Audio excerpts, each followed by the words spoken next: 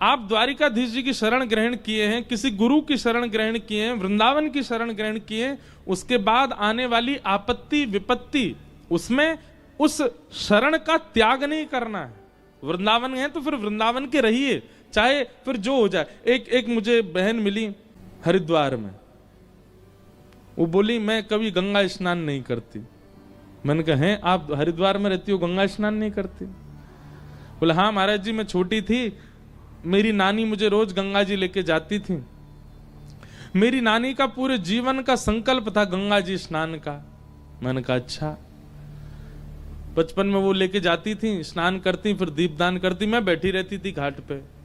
एक दिन मेरी नानी का पैर फिसल गया, वो गंगा जी में ही बह गई और वो मिली नहीं।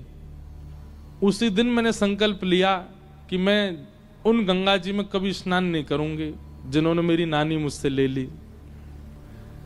मैंने कहा इसका मतलब क्या है? गंगा जी ने नानी ले ली। मैंने कहा ऐसा भी तो हो सकता है कि तुम्हारी नानी की यही इच्छा हो कि जिन गंगा में जीवन भर हमने स्नान किया, हमारा देह भी वो गंगा जी ही स्वीकार करें। और रही बात जीवन की परिस्थितियां यदि हमसे विपरीत हो जाएं तो हम देव का त्याग कर देते हैं। मतलब हम देव की सन्निधि में केवल इसलिए गए थे कि सब अनुकूल बनाए रखना, कुछ भी प्रतिकूल नहीं होना चाहिए। ये हमारी सबसे बड़ी भूल है कि हम जो भी संबंध बनाते हैं, जिससे भी हमारी उम्मीद होती है कि केवल हमको अनुकूलता मिलनी चाहिए, प्रतिकूलता नहीं।